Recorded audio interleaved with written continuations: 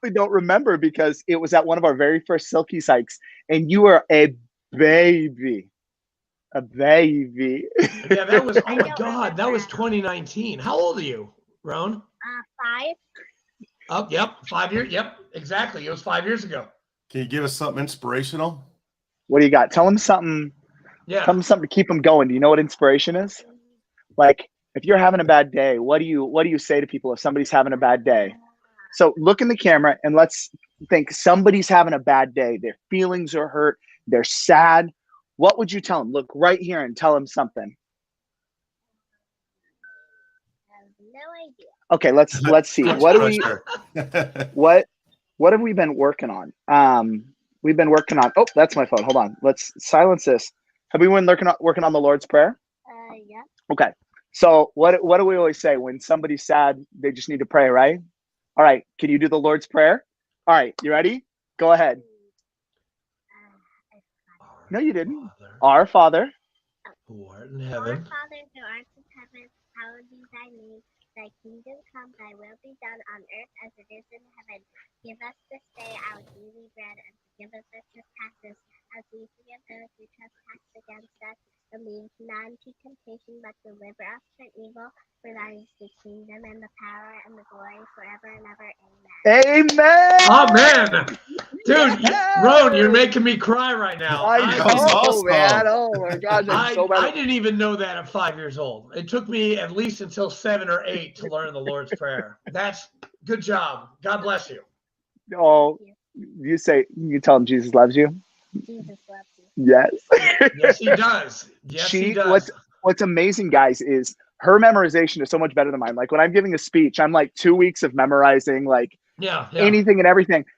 I think, Mom went over that twice with you, and she just belts out the Lord's Prayer. Like the girl's doing great. Okay, So Roan, can you? the next homework assignment for you is the Nicene Creed. That's the next thing that you need to memorize.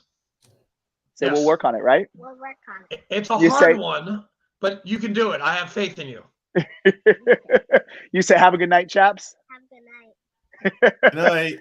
All right, We baby. believe in one God, the Father Almighty, creator of heaven and earth. See? All right, I love you. Just start small. I'll take this, okay?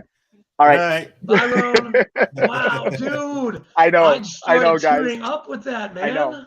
I know. How insane is it? Like, you saved the door. Good job. We've got right now. It's kind of crazy. So, I'm outside right now because Yes. Claire is putting down the baby. And so I was like, okay, well, I can't do any studio stuff inside. So I grabbed one of the lights and I was like, okay, well, we can just set up outside. I've got enough blocking. So when Rowan goes to bed, so Mom's going to come out, take Rowan downstairs, put her to bed. And the mom will officially get 30 minutes by herself. Like, bless the woman. She needs it. Yeah. I mean, dealing with you, yes, you are like a ball of energy and you're drinking Man. wine. So you're going to be Listen, off the rails tonight. I'm sorry, guys. Yeah, you're good. You're hungry? Okay, have one more applesauce, okay? Oh, applesauce. Can I have- Ooh, that sounds good. Just have one applesauce, and that's all you can have, okay? Dude, you are such Think a of what's good dad. I'm trying, but You are it's such a frustrating good sometimes. dad. You can have one applesauce, and then you've brushed your teeth. You're all sorry, everybody. You Oh, brushed good. your teeth. I'll tell you what. Hey, ask Mom when everybody, she comes everybody out. out there, this is how parenting I is need you to supposed go be. sit down, okay? You can have one more, and then you got to brush your teeth again, and that's See? it, okay? Sleep did that with his kids. You're doing that with yours. I don't my have gosh. any children. I just have 2 horrible dogs that lick me all the time. Listen, she just fleeced me for a second applesauce this evening. Like she Yeah. didn't eat enough of her pasta and broccoli. First of all, she picked the broccoli out of the pasta. Number one, okay? And then she ate half of the pasta. So she knows she's smart, right? She's a little salesman. Yeah. That's the thing about kids, right? They're the world's greatest salesmen. They're able to get in there and just get exactly what they want, because what they're going to do is they're going to convince you. They have it's life or death if they don't sell you. Yeah. So they sense fear. I'm telling you, my youngest, I'm scared of her. Little Everest, like she's as tall as a mountain at this little compact size. She's 18 months, and she's the kind of girl that I swear, like, she'll cuddle you, and when she's done, she's gonna be like, all right, get off of me. I'm done. I've gotten what I needed. So Well, that sounds familiar. it's what we need, though. We need that. You just so need that 18 seconds of being held and then go away. Give me a snuggle. But I apologize. I wish I was like more masculine and manly for you guys tonight, but I'm afraid of what beer to drink, what you're going to get canceled if you drink. Ain't nobody canceled wine yet. Listen, I got to look. No. I'm that lower enlisted, but we can still have a little bit of class, right? Yeah, actually, that's really funny that you mentioned that, because I was talking to our past state commander, who is now the assistant adjutant general of the VFW, Brian Walker. Yeah. Sorry to mention his name, but he's like, "You're drinking Bud Light?" I'm like, "No." "Are you in the Navy?" I'm like, "Oh, dude, seriously, man, I've heard that 4 times already this week." In the Navy, I gotta tell, Bud Light. People need to get a little quicker with their comebacks. Like, you know, here's the thing too, at the VA, right? So I just tore my Achilles, 11 weeks ago. It's the silliest thing. So let's start there. So one, I'm a pretty in shape guy. I tore it dancing really in a lounge in Vegas. But we're getting old. But here's the thing. So I'm at the VA now doing PT, and I'm getting trouble because, listen, I'm a clinic director. I'm a healthcare director. I'm a nurse. So like, I'm running a men's health clinic. I specialize in testosterone replacement therapy. I told Fleek about the men's health clinic. I didn't know you did all that other stuff. Dude, we need to talk, man. I'm literally tired all the time, man. Is that testosterone? Listen, it could be a lot of things. So the only way to tell is to get your blood tested. But here's the thing. We're covering all topics tonight. We're fucking squirrels tonight. Okay, we're all over the place. What? Yeah. So here's the deal with testosterone, right? So military in particular, what I see is the cortisol levels, right? The stress levels.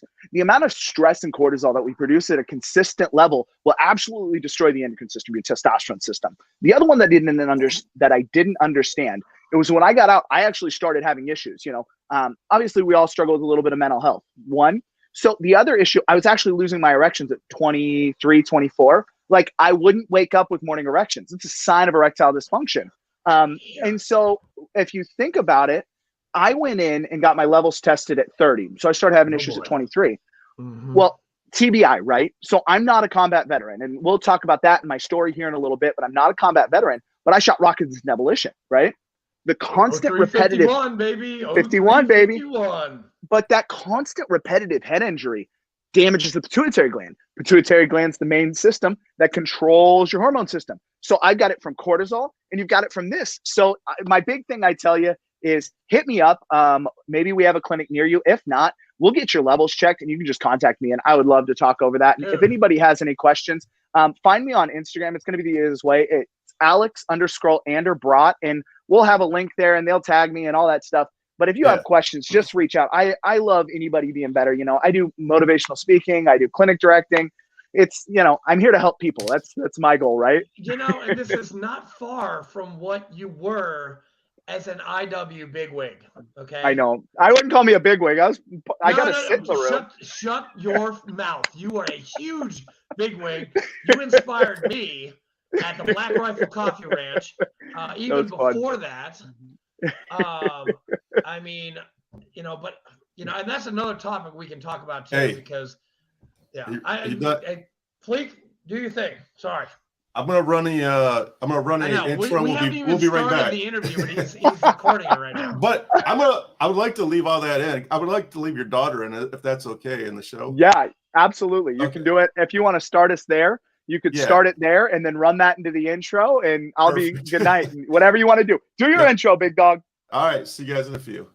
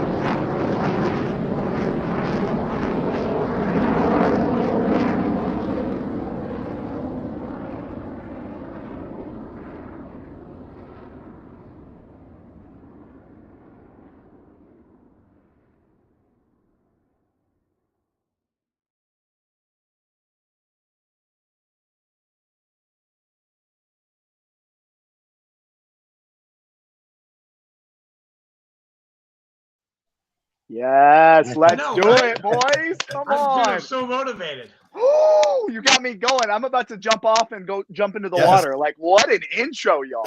Dude, he did. Hey, Fleek did all that. I mean, Oh he did my it at gosh. one show, and it was amazing. Hey, Oh my gosh, I love it.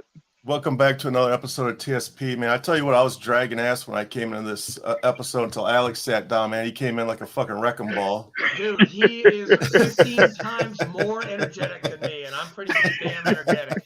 And listen, I'm having a down day. It's not my best day, so we'll see man. if I can pick it up to the level that you're expecting from me. Goodness gracious, boys. Oh, dude, you've been hyping us up all week, man. Of course, dude, we have to give you a good show.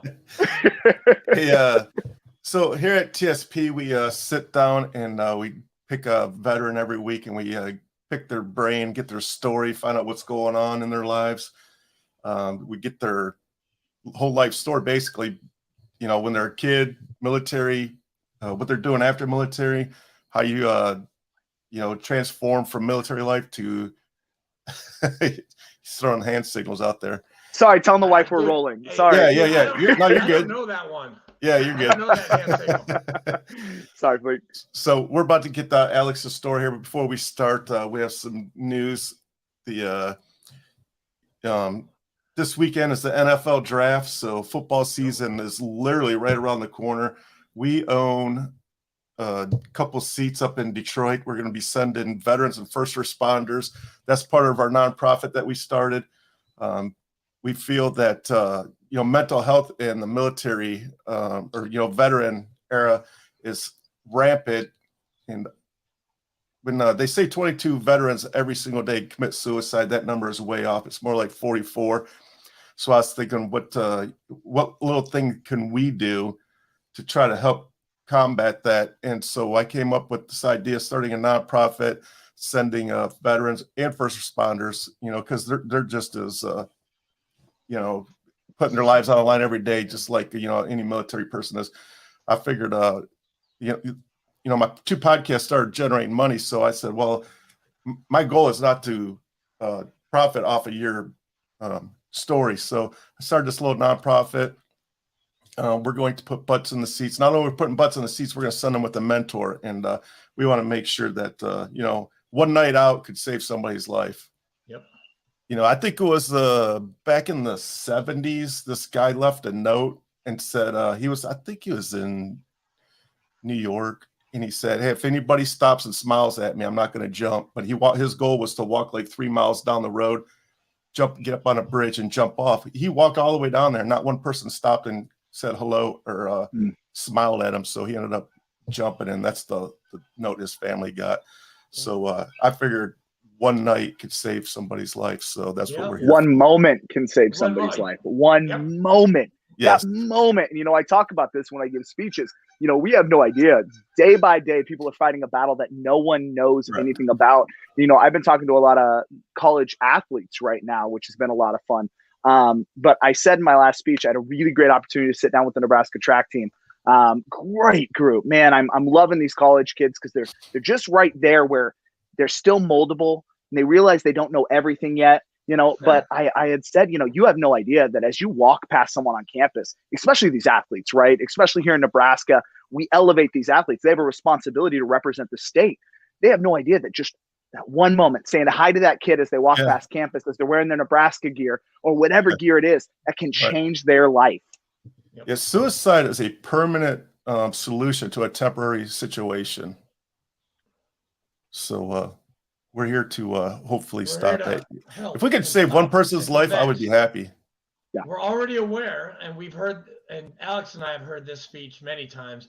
The world is already aware. We need to prevent.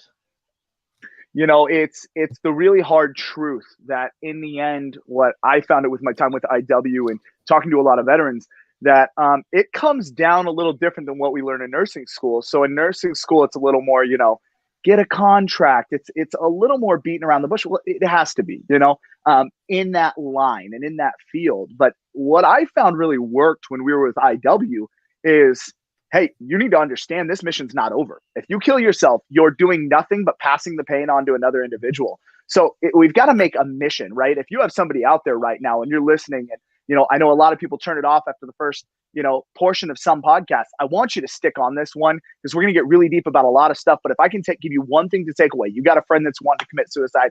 Hey, you're selfish. If you kill yourself, you are selfish. Your family is going to have to clean up your body. You're going to be found by a first responder. You don't have somebody, you're going to be found by a first responder that's going to then have to take that home to them.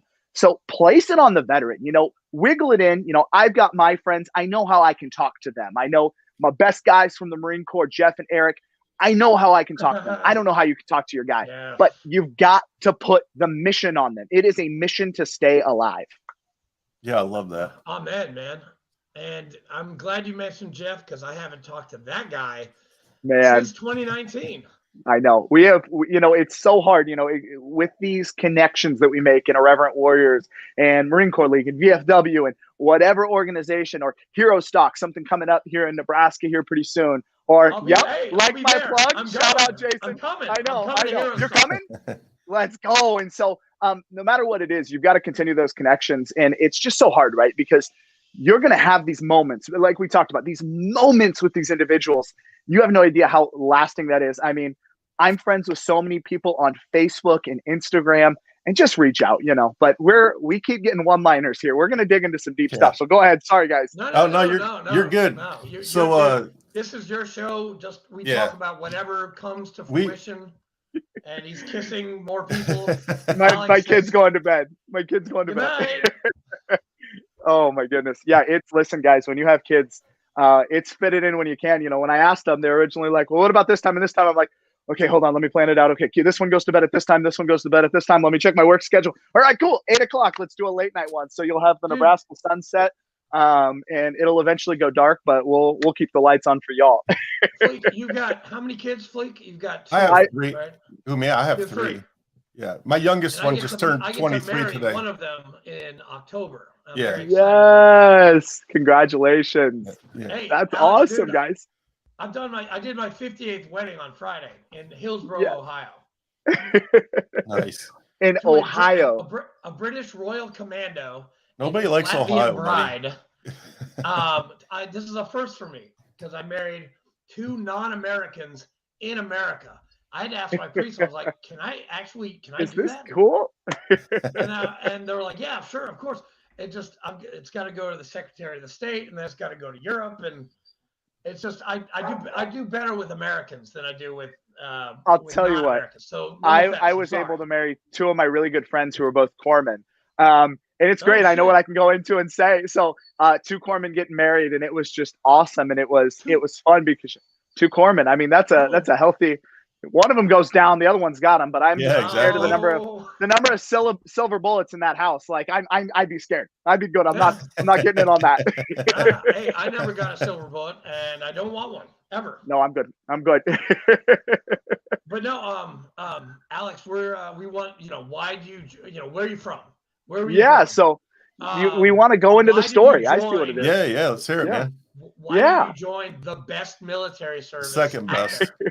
First best. So listen, I grew up in a small town from here, about 45 minutes south, called Beatrice, Nebraska. And what's really funny is I was going over a Bible study with my brother-in-law, and he's like, we were talking about Nazareth, right? And Jesus came out of Nazareth, and he goes, listen, you need to understand, and he's got a background in divinity.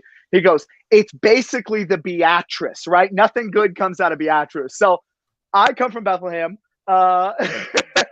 basically, or Nazareth, or wherever you want to put me in the biblical sense. I come from nowhere, right? I mean, it's a great town with some great people, but it came down to I was a troublemaker, right? I was your standard 14, 15, 16-year-old, right? We had aggression. We had the inability to pay attention. We really didn't care. We had a lot of disrespect. So I knew at 17 that I had to do something, right? I didn't want to be a burnout stuck in town. And so I decided I'm going to join the United States Marine Corps. Is there one branch that can sort me out? It's the old Uncle Sam's, right? So at 17, I signed on the paper, got into the delayed entry program, and on my way out, ship off to boot camp. And now, listen, I know everybody wants their Saving Private Ryan story, and we'll get into that. I am nobody. Listen, I was part of the Fantastic Four, right? People tell in the Marine Corps I did this. In boot camp, I was part of the Fantastic Four, the four biggest turds. And we were the ones with the most attitude. So if one of us messed up, we all messed up. And so we would get smoked daily. I lost like 40 pounds in boot camp. But listen, I respect everybody's service, but I had a non-infantry team of drill instructors. So all they cared about was marching and making honor platoon. And I was like, can we just go PT and like shoot rifles? Like I joined the Marine Corps for the infantry. Like, yeah, I was almost a drill waiver. I'm like, I'm not shocked, guys. Like that's not me. Can we just move on to the fleet? And so I am just this dirt bag. But what's the funniest thing is I had one of the highest rifle scores in 2174. Shocking that I still know that. I had one of the highest prac scores. So I actually went up for company smart man and ended up getting beat out for that. But so the things that didn't matter, and I think that's the thing that frustrated me the most about the Marine Corps, right? You know, there are a lot of things that didn't matter, and I joined to do one thing. So I get to the fleet, and the pattern kind of continues, right? You know, I've got Jeff and Eric. They are the golden children of the 0351s. And I'm good when we go to the field, right? Like, and I was never the one that was like, yeah, I'm going to be a leader. I don't even know how it ascended to it now, but I like to go out to the field. And when we were in the field, I performed. And when we needed to hike, I threw it on my back. And when we needed to run, I was faster. And they were much stronger than me, much bigger than me. I was a scrawny little dude. But when it came down to go time, I was there. I was a great shot. And so it progressed through. And for those of you that don't understand the Marine Corps or don't know what a MEU is, when I went in, I thought, oh, I'm in the infantry. I'm going to combat. That's why I joined the Marine Corps infantry, to go to combat. Hey, we're going to go to Iraq, blah, blah, blah, blah, blah. Well, it turns out we're going to the 31st MEU. So we're going to go to Japan. So my very first deployment, we go to Japan. We spend time. I'm like, okay, cool. I think of the Marine Corps like freshman, sophomore, junior year, right? You know, so my freshman year, I'm like, cool. We're going to go to Japan. We're going to warm up. We're going to learn a thing or two about the Marine Corps. I'm going to get in better shape. And then we're going to go to Afghanistan, right? Maybe we'll do that. So we get back from our first deployment. Hey, gents, hey, we're going to Afghanistan in 20 days. Tell every human being you know. So I'm on the phone 5 days later. Oh, well, you know, actually, your group is going to stay behind and train the new guys for our next deployment, which is for sure combat, right? So we move on, and I think, okay, the next one's going to be, well, sure enough, they send us back to the jungles. Okay, listen, not for me. And in the meantime, I have a little training accident. I was fast roping, and I was always a hot dog, right? Like you can understand that in my personality.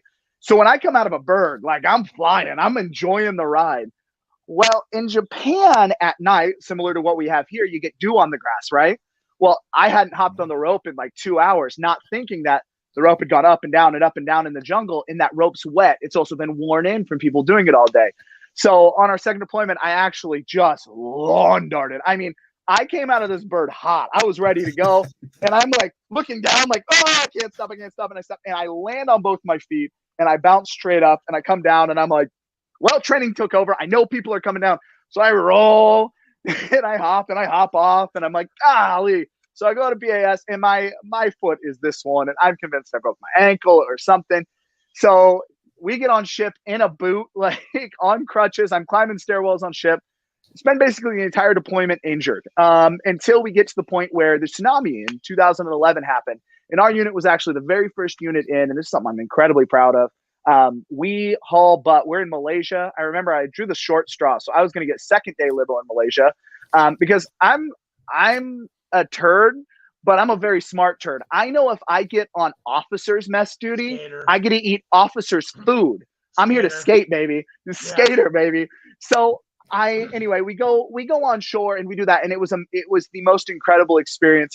Humbling, right? You know, I'm from Nebraska. We have tornadoes.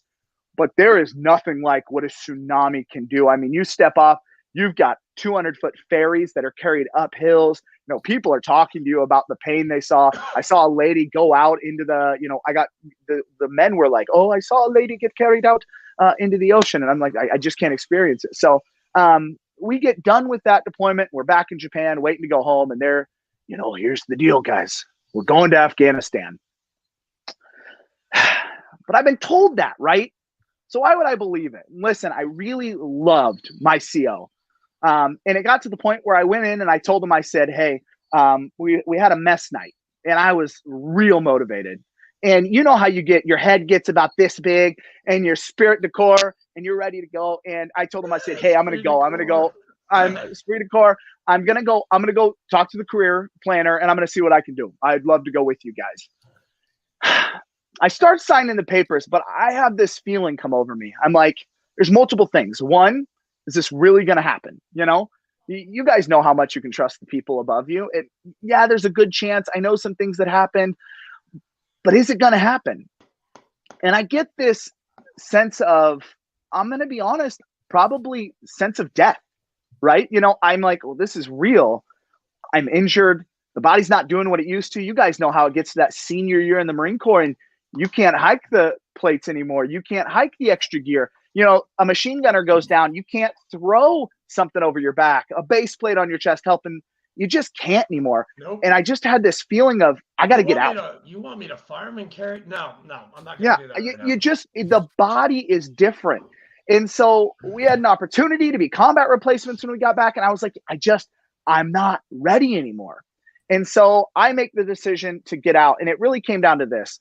On my last weigh-in, I had one signature left. I had to get weighed in. And I was wearing green on green, but I was wearing green sweatpants. And I got yelled at by a Master Guns for wearing green sweatpants instead of green shorts. Oh, the Master Guns, I'm just trying to join and like go be all I can be. Hashtag Army. There you go. I get a little shout out for you. Rangers lead the way. But I was like, Master Guns, I just want to do this. Go back to my room. Go work out. Screaming at me. And I'm like, that's it. Like, this is the final straw. So I get out. I'm on my way out. And you know what happens? A buildup, right? My boys start going to build up. And I have to watch them go out to the field and come back and go out to the field and come back. And I'm watching their eyes and I'm watching how they're tired. And reality sets in. They're going to go to combat. And some of these guys might not make it back. And it's too late. I can't do anything. So I get out and I'm sitting at home.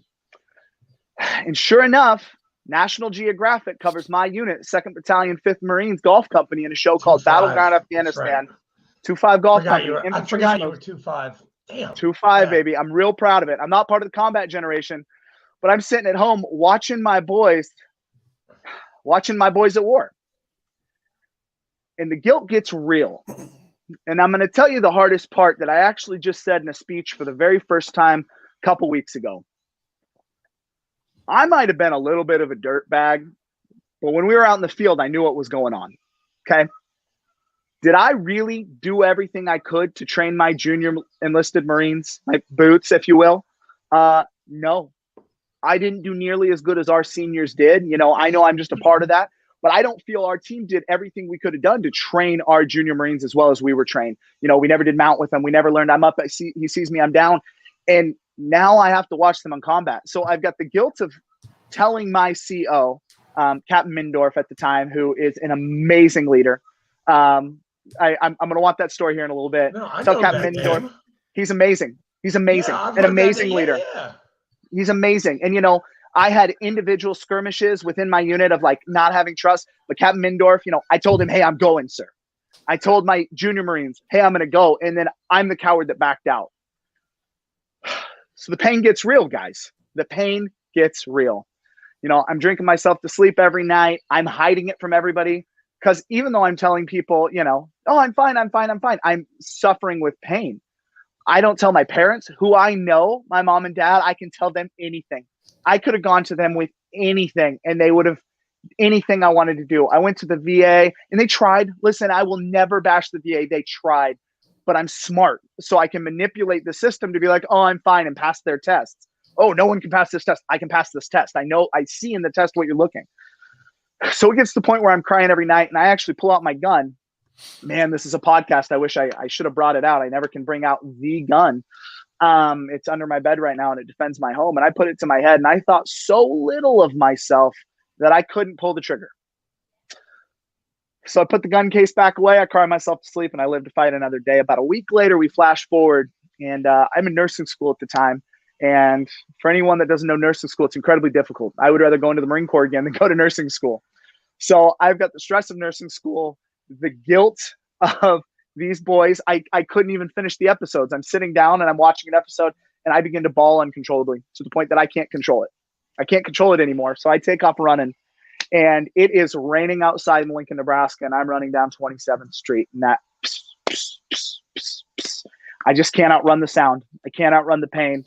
So I stop on this bridge, this really great pedestrian bridge that overlooks Highway 2 and 27th Street, and I have my hands and my head between my legs, and I'm bawling. And I met this girl at the time, this incredible woman named Claire. And I need you guys to understand I was an atheist. I didn't believe in anything. I've had many opportunities in my life where things should have gone one way, and I didn't see it, and I didn't believe anything. And so she said, just pray. Just pray. And I shouted, as I'm texting her, that's the dumbest thing I've ever heard. And I chucked my phone down the bridge, and I said, fine. God, if you're here, I need you now. This rush came over me, guys. I'm telling you, this rush came over me. My heart is racing right now. But this rush came over me, and it took this pain away, and it gave me this incredible moment of clarity. And it was the scariest thing. I'm telling you guys, it was the most scary, moving, emotional, incredible thing. And it gave me this moment of clarity. And I said, okay, shit. Nice to meet you, God. I got to do something. And so I realized I had to do something to help other people like me, right? We are mission-oriented people. What do we need? We need a mission. Okay, I am down. Okay, I can do nothing about what happened in the past, but I can push forward and I can help other veterans. And about that time, this guy named Donnie O'Malley was starting this organization. Donnie, this is for you, buddy. Shout out the beginning, the San Diego hike. And I believe they had the Texas hike, and we were 2 hikes in, and I said, I got to do something with this. I don't know what it is, but it's right. And at the same exact time, again, guys, we're talking about God working moves in our life. At the same time I was at the VA, I met a man named Lyman Garrison, 2nd Battalion, 5th Marines, right? And they said, hey, we're with the Marine Corps League. I really think you should talk to our Commandant, David Ocean. And I said, oh, okay, cool. I mean, there he is. And I said, I don't know. Yeah, sounds good. Not really for me, because we all think that these clubs are, the old guys in a room, and some of them are, but they want you. They need the young blood to come in and be like, this is what we want. So they brought me in, and they needed my help to do a couple things, but they ended up making me a state director in my 2nd year. And they said, I think it was the junior vice commandant. And they said, what do you want? What do you need? They were like, what do you want? What do you want to need? And I was like, guys, there is this organization, and I think if I can get $500, I can throw a hike. And so without even knowing what we were doing, I messaged Donnie. And guys, at this time, for those of you that know Irreverent Warriors, this is the gunslinger days. Like, there was no SLPs. There was no plan. They had a couple people. I believe her name was Allie. You had Tamara down in the South. Donnie was like, here, talk to these people, see what they do. And so we kind of had to learn how to throw a hike all by ourselves. And so you have no clue. I don't know what I'm going to expect. The libo risk that most of these people that show up are going to be. But it came down to this guy. Hike. Yeah, every single hike. Every single hike. About it. It has gotten so much better with the organization changing since we've come on. But listen, in those early days, those first couple years, it was crazy. But it came down to this, and then I'll end my story because I'm very long-winded, guys. It came down to this. I had one of our members of the Marine Corps League. He texted me and my buddy Jacob Fry and Robert Burks, my guys there in the beginning, and they said, hey, there's a Marine alive. I talked to a counselor at the VA, and he reached out to me. He said, there's a Marine alive today with 3 kids because of your event. And I knew in that moment that I couldn't stop. I couldn't stop. And so gets us to where we are today. It ended up being, I ended up making it as a, regional director and helping throw some hikes in the Midwest and traveling. And then they ended up needing somebody to be a PR director. And so I didn't make it that far. Didn't make it that far. So, listen, it was the early days, and I was so honored. Nate and Cindy trusted me to come on because I'm kind of a gunslinger. I come in and I make things happen, but I'm not an incredibly organized human being. I'm a lot of mind, right? A lot of what you get with me is my mind and my ability to kind of assess through situations. But we had great people like Nate and Dan, Dan was kind of our SOPs guys. And so we were it was the coolest Dan. thing. We were able to rewrite all the SOPs. And our mission was basically, how can we make this a stable thing, right? Something that's going to be around for 10 years. So, it's been incredible. And it came down to over the last, SOP is like that big. I know. Now. It was like Thank one you. or two pages in the beginning. And so now we're getting to the point where it all culminates down to this. I have decided that it's on this side. Motivational speaking is what's next for me.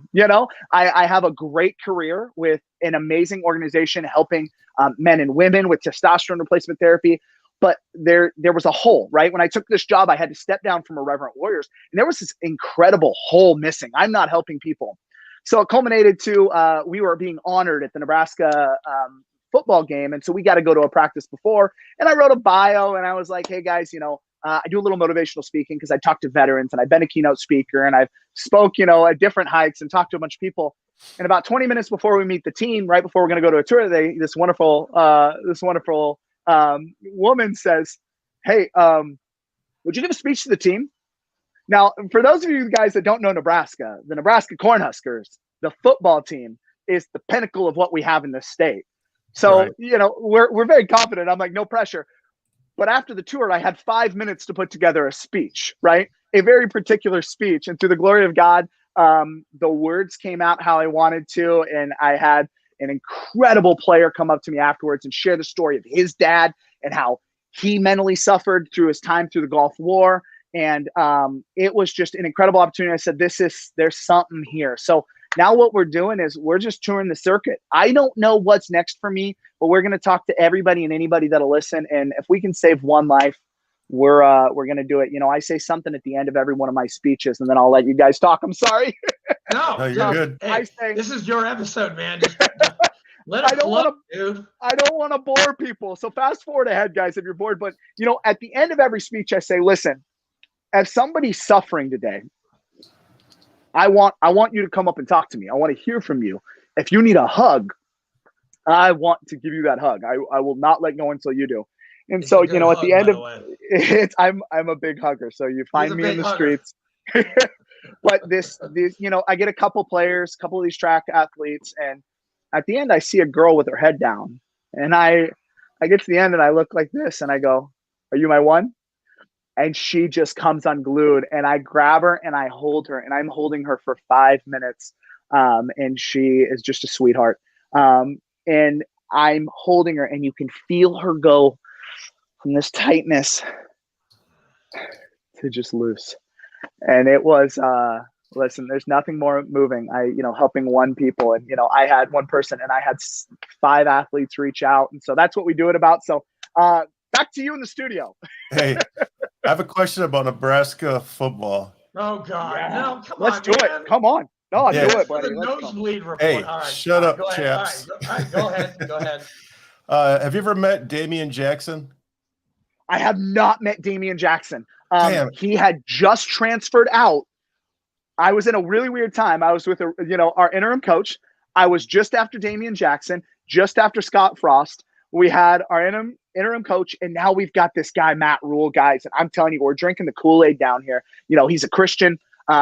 He seems like an incredible leader. We're really excited to see what's going on. And so I'm a little disappointed because I didn't get to meet Matt, because this guy is going out in public and he's meeting with people and he's shaking everybody's hands, and I think we're in a good spot. But yeah, Damian Jackson, former Navy SEAL. I don't know where he transferred to, but I think he had 2 more years of eligibility. Oh, okay. I didn't realize Yeah. he transferred. Yeah, He he was a transferred SEAL? out. He was a SEAL. Yeah. Yeah, 4 years Didn't know SEAL. He walked onto the football team and made the team. I didn't know. Big- I didn't know that. Big boy. I did. Well, I Big don't follow. boy. I'm sorry, I don't follow Nebraska. Go Georgia. Go Bulldogs. Yut. Sorry. Yes. No offense to Nebraska. It's a great state. I had a blast meeting you for the first time in 2019. Nate was there. I was on the fire truck because I didn't bring my shoes. I brought my fucking flip-flops, which the last mile of the hike I ran in flip-flops. Never going to do that again. That was a fun hike. Listen, a lot of people in that hike, for those of you who are Reverent Warrior fans out there that are watching, I was labeled as the Death Marcher. It was, I knew going in, it was going to be my final hike I planned as a coordinator. And so I was like, we're going to do the full 13. We're going to do the back roads of Nebraska. Well, at the time we had this washout. And so we had to take, who knew Nebraska had switchbacks? We had to take this switchback horse trail through a forest to get out. And it was like 100 degrees. I still say it was the coolest hike ever. No, it but was. I broke some people off. Dude, I remember it because they were getting like people, like a search party, like, where the fuck are they? Like, because you guys went all the way, like, and we're waiting on the side of the road for you guys forever. Like, where the hell are these cats? We had like 2 heat cases go down. Yeah. I wouldn't say heat cas. I would say they cramped because they thought it was going to be like the previous hikes where they could stay out drinking all night the night before and not drink any water. And they're drinking beer instead of water. So of course you're going to cramp. You don't get much sympathy from the nurse. And I had an IV and I was like, do they need it? And they're like, no, they're going to learn. I love my corpsman. And that's the thing about these hikes. If you're a corpsman, yeah, he'll be fine. If you're a corpsman, get to one of these hikes, because I'll tell you what, you get a heat cas. We had one happen in our last, hike, and it was another situation of drinking too much alcohol, and he was having alcohol poisoning and overheating. And it was one of those, I get a call on the radio and I'm always in the back picking up and high-fiving, and I hear, hey, Bratt, come to the front. So I run up and I see this dude just passed out, and I grab 3 bottles of ice water and I pour it all over his groin, his armpits, his head. I slam the door and I say, go to the hospital. And so it's fun. If you're a corpsman, you will, and you miss those good times. Occasionally you get something silly happening. Get out to a hike, man. I can't say enough. And Fleek, if I'm going to tell you this because, you remember the movie Heartbreak Ridge? Yes. With Clint Eastwood? Okay, that's Alex Bratt running around the entire formation. Like, while they're hiking, Bratt is he's running with a flag to the front and to the back, like, the entire time. With a flag on, with plates on, and that bandana of yours that you used to wear all the time. And I'm like, dude, this guy, me and oh God, who was in the back? He was from Memphis. Nick Sawal. Me and Nick. We're like, what the fuck is this kid doing? Why is he running so much? This is supposed to be like 2 miles an hour hike. Right, I'll tell you what, I wish I would have worn that hike. I mean, it was an authentic 13-mile hike. I probably did 20 miles. But here's the deal, guys. Like, when you get to these events, you know what I'm talking about, buddy. Yeah. Like, it's this incredible, like, you get moving, and your soul just changes, and you're like, I can do anything. And then you go to bed the next day walking like, oh God, what did I do? Yeah, I'm not as young as I used to. And you left, and I left because I found I needed to be at the VFW and be their chaplain, and I've been chaplain for 3 years now, and I feel bad, but I made a pact that I will be going to hikes starting September. I am going back. I actually have to go to Jacksonville because I guess I won a prize at the IW Jacksonville hike, and I wasn't even there. You know what's so funny is the important thing though to remember for those of you guys that are listening in, and you have to move on from something, right? It's not about leaving. It's about moving on to what's next, right? You cannot grow in one spot. You just can't. You've got to spread your wings. You gotta get your mission, accomplish your mission, and move on. If you move on, don't be held up by it. Now you got to pick up the ball and run and be, a motivational speaker or whatever works for you. Dang it, chaps. Be a chap. Flip. Flip. Be a content creator. Gosh, dang it.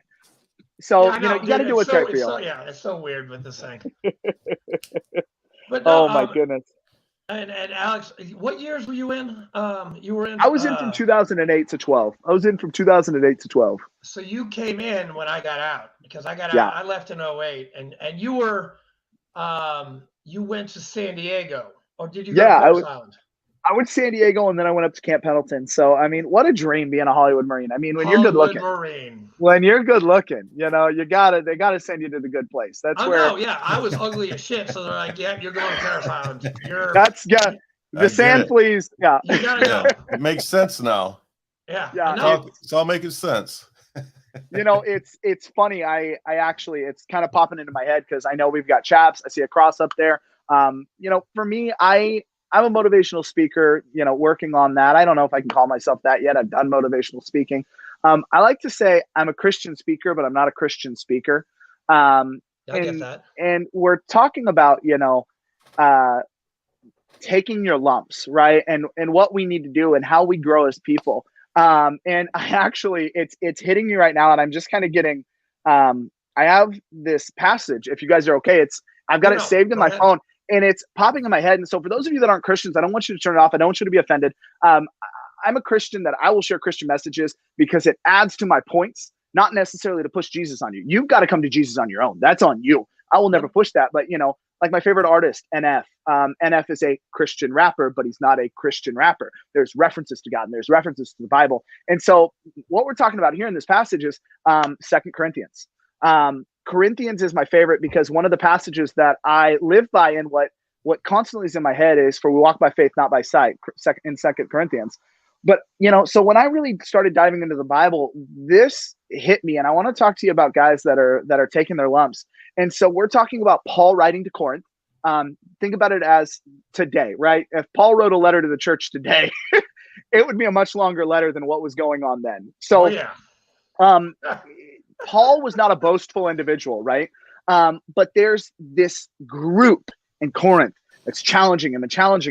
And I just love this line. And I want people to remember to be humble, but understand what they're going through. And chaps, let's see if you know this one. And so it's, whatever anyone else dares to boast about, I am speaking as a fool. I also dare to boast about. Are they Hebrews? So am I. Are they Israelites? So am I. Yep. Are they Abraham's descendants? So am I. Are they servants of Christ? I am talking out of my mind. I am more. I have worked much harder, been in prison more frequently, been flogged severely, and been exposed to death again and again. 5 times I have received from the Jews the 40 lashes minus 1. 3 times I was beaten with rods. 1 time I was pelted with stones. 3 times I was shipwrecked. I spent a night and a day in the open sea. I have been constantly on the move. I have been in dangers from rivers, in danger from bandits, in dangers from fellow Jews, in danger from Gentiles, in dangers in the city, in dangers in the country, in dangers at the sea, in dangers from false believers. I have labored and toiled, and I have gone without sleep. I have known hunger and thirst, and often gone without food. I have been cold and naked. Besides everything else, I face the daily pressure of my concern for all the churches. Who is weak? I do not feel weak. Who is led into sin? I do not inwardly burn. And so this just hit me right now. And I've got it saved, and I'm literally in the process of memorizing it. So it's probably why it's so hard on the heart. Like, I want people out there, because we're hitting that 45-minute mark. And I think for me, this is kind of where sometimes I get out of a podcast. And before anyone has a chance to leave, I want you to know, you're taking your lumps right now, right? Because we're talking about mental health right now. You're taking your lumps.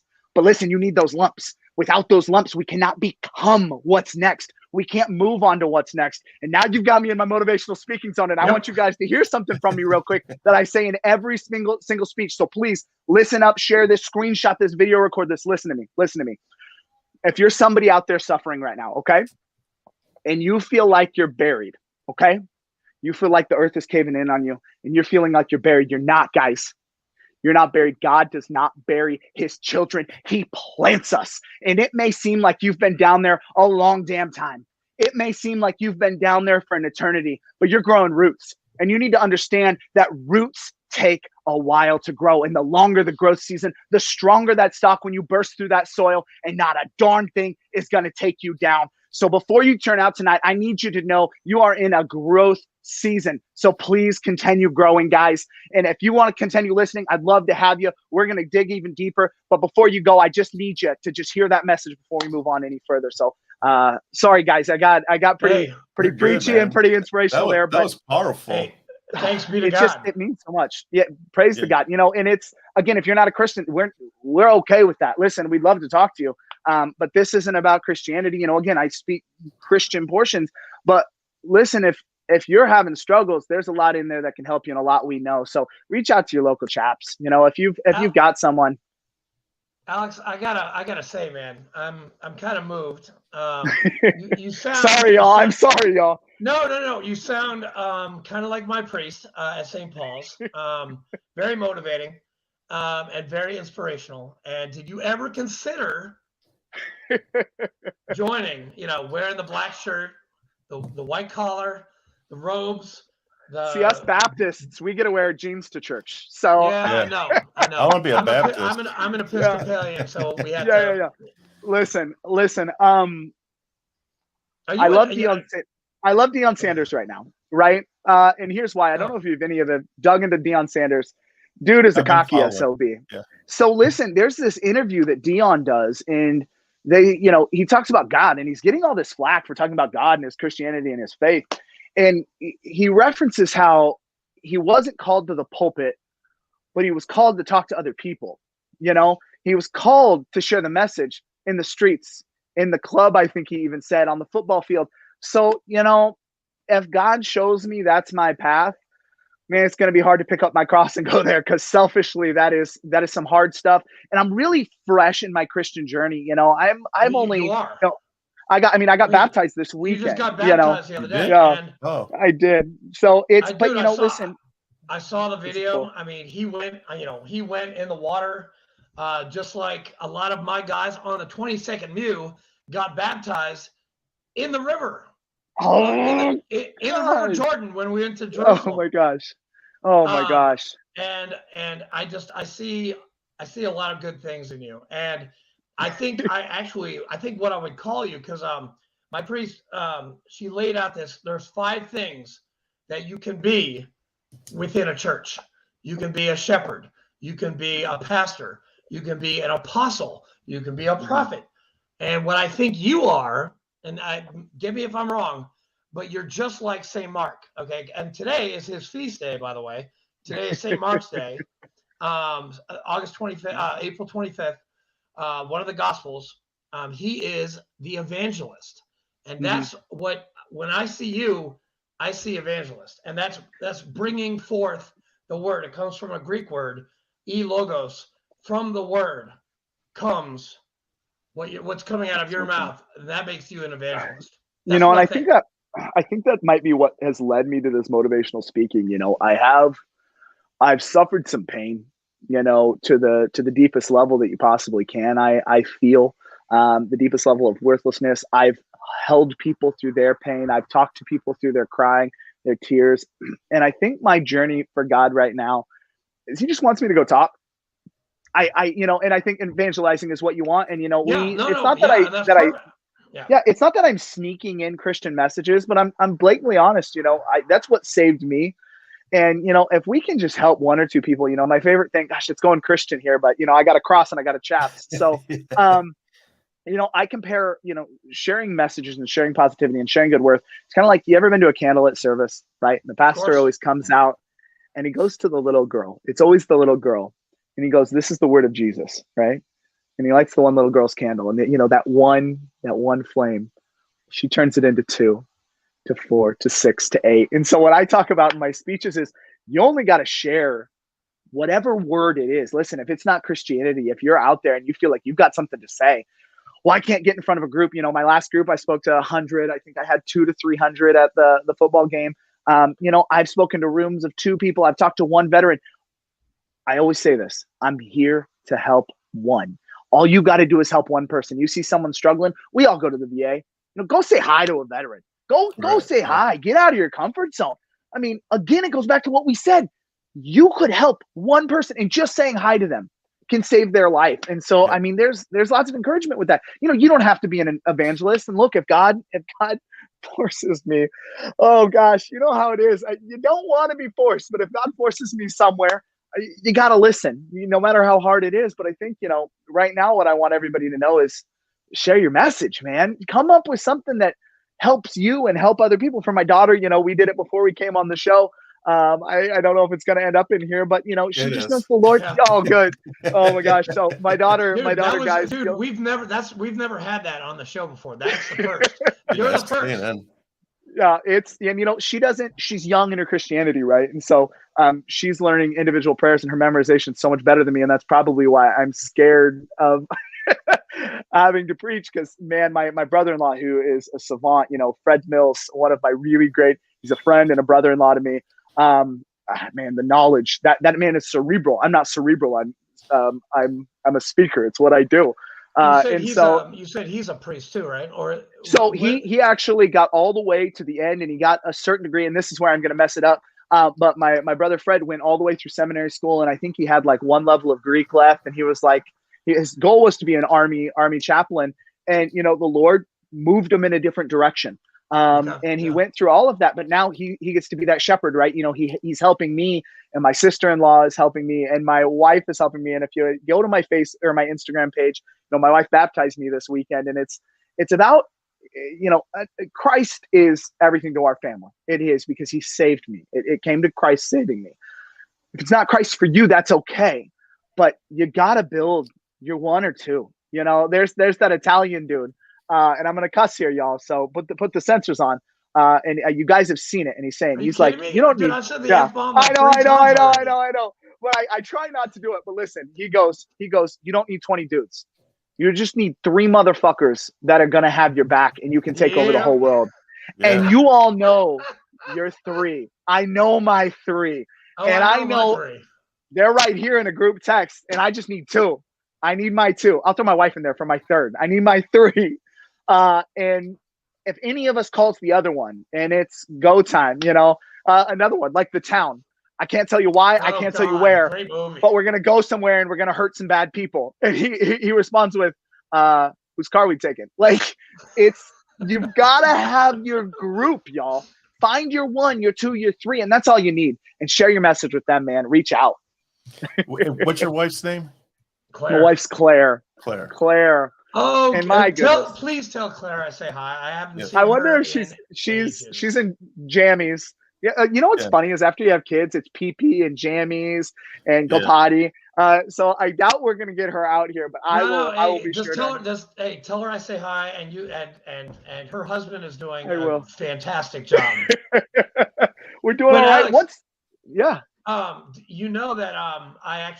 heard God through my wife, and she was like, she asked me after our service, and I know we're going church right now, but you know what? I don't care. Who cares? It's one of those episodes, and listen, we're hopefully we open one person's heart to Christ. Well, after church, my wife was like, "Andrew, you should really be a priest." I was like, and I looked at her, I was like, "What the fuck did she just say to me?" And I actually petitioned my priest. I did the application, and I get to go meet the bishop next February. Hey, wow! Don't drop the F-bomb at the bishop. And he gives me he's gonna have to give me one of these or one of these. Yeah. And whether I can go to seminary, which I have a seminary 1 hour from here in Tennessee, where my granddad was a basketball coach for 25 years. And if I don't get to go there, I don't know what. But I just, you know what? We just became members of our church. So here in the Baptist church, we have members, right? Members have responsibilities. And I met with my pastor, Mike, and I've got 2 incredible pastors. And what I love about my church, I guess it's going to be a Christian episode, which I love. I'm so excited. I rarely get to get on an episode and do something about Christianity. So it's super exciting to just be an open Christian right now. I met with Pastor Mike, and I got Pastor Dan, and God, I love Pastor Dan and Pastor Mike. They both have different opposing preaching styles. And one's kind of, the pulpit preacher, and the other's the organizational, but they both give incredible messages.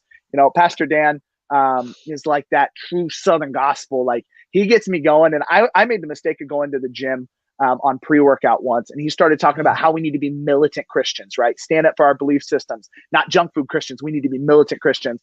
I almost ran through the brick wall and got me going. And anyway, Pastor Mike was sitting out here on our deck, and we joined his churches. And I was like, I don't know what you need from me.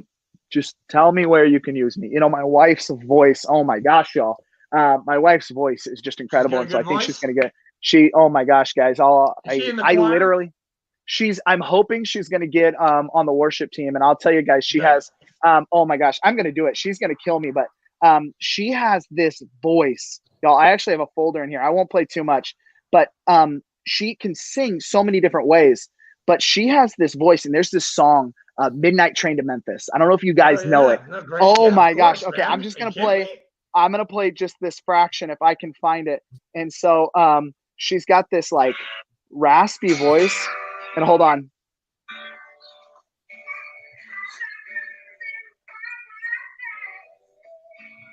Oh, yeah.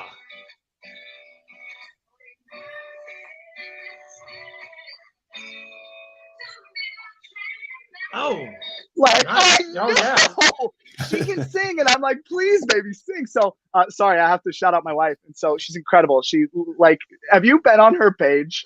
She did. Yeah, She did yeah, 30. She I went have. viral and did 35 million views on a comedy video. Like What?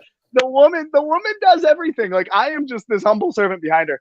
But Dude, where was it she's going a with this? photographer. She's a singer. She's, she A was the comedy. IW photographer for I know. the hike But in 2019, right? but what we're bringing this all back to is I told them, where do you need me? And so I feel like for individuals out there, like these organizations, the VFW, the Marine Corps League,